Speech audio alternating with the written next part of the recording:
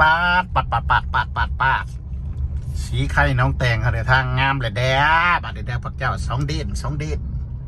ทางคอนกรีตนี่ก็ตลาดศรีวิไลกลายมาศรีวิไลบอกไปเลยตลาดสีไข่ไปหาน้องแตงเนาะถนนถือวิพากษ์วิจารณ์มาหลายปีดีดักน้ำฝนก็น้ำท่วมขี้ตม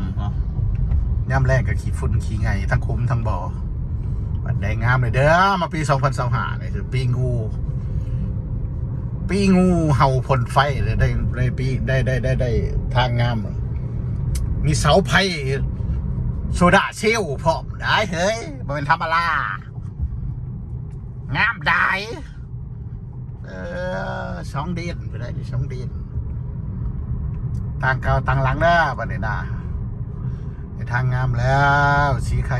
น้องแตงเขาเนี่ยไปหาสีเกิดมุ่งหน้าไปพูดจะเป็นน้องแตงเป็นสีเกิดแต่กี้ตอนคอยไปอยู่สีเกิดเบ้ยพวกแกเอ้ยทางเด้สำคัญเว้าก็คือทางมันหลัดมาแต่ทางน้องบึกคือกันเลยเนาะบัดมันได้บัดมันงามมันก็งามแล้วบัดมันแล้วก็ได้เนาะตอนมันแล้วผู้ใดกระจมกระดาเนาะประชาชนเนี่ยยังมันครับบ่ได้แล้ว100%เนาะอันนี้เขายังมีบนก่อสร้างนั่นนู่นนี่นั่นอยู่ใส่ท่อใส่เธอ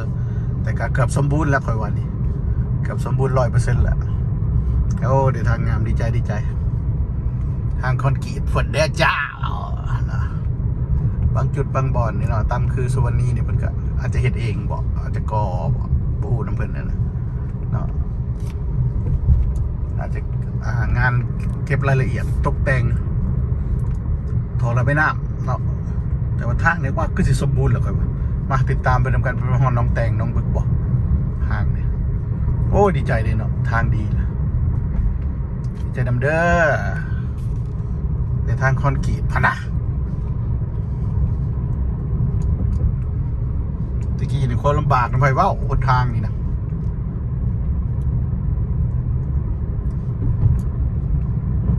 ขอบใจพักรัฐเป็นได้เห็นให้นี่โอ้ที่สมบูรณ์แล้วค่อยว่าก็เบิ่งคักละมาสุดก้อน3-4-5 เดือนหลังยังแบบยังบ่ทันแล้วสมบูรณ์เถื่อก็ยังยากยังมีบอลโตอย่างนี้เขาเบิ่งนับกันว่ามันสุดบ่มันสุดบ่ไปหากะสิมาแล้วหากะสิได้เที่ยวเนี่ยตอนมันสมบูรณ์แต่มันขาดคิดมันบางช่วงก็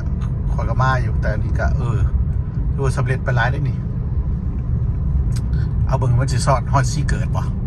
เนาะเบิ่งนำกันนี่ก็ทางแวเขาโยธาบ่ขนส่งโยธาโอ้ดีทางนี้แหละเกือบสมบูรณ์ละสมบูรณ์เลยแหละบ่แม่นว่าเกือบเนาะก็เบิ่งคักแล้วนี่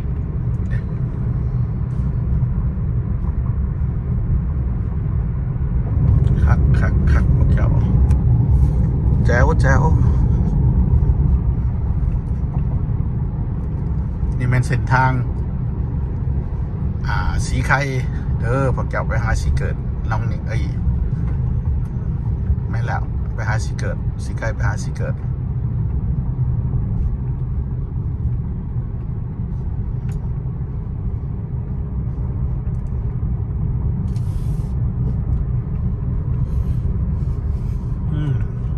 ดีบัด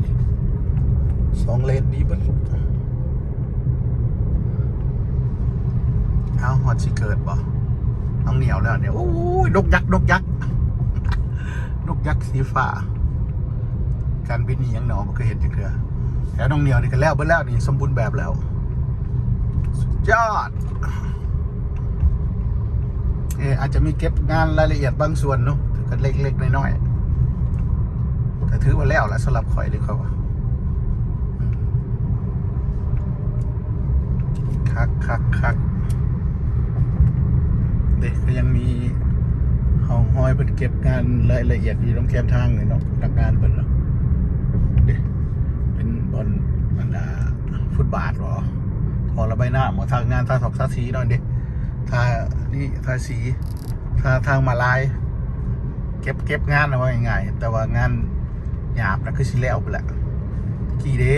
ยังเป็นทางขี่ตุ่มเป็นคุ้มเป็นบ่ออยู่พวกเจ้าเอ้ยแล้วนี่นะเป็นตะไปเบิ่งดูเป็นทางหลับไปอันนั้นดูเพราะว่าคอยขึ้นว่าขึ้นที่หอดซีเกิดพุ่นแหละแล้วหอดซีเกิดพุ่นแหละนี่นะแต่ทางแต่อย่างยังเก็บสีเนาะ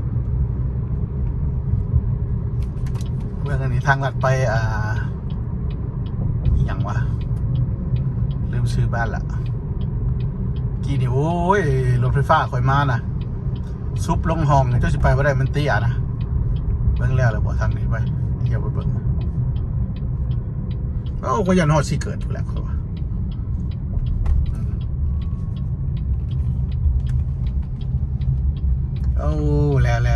แล้วเมื่อกี้นี่แถวนี้นะปื้ยบ่อยากให้บ่อยากบรรยายโอเค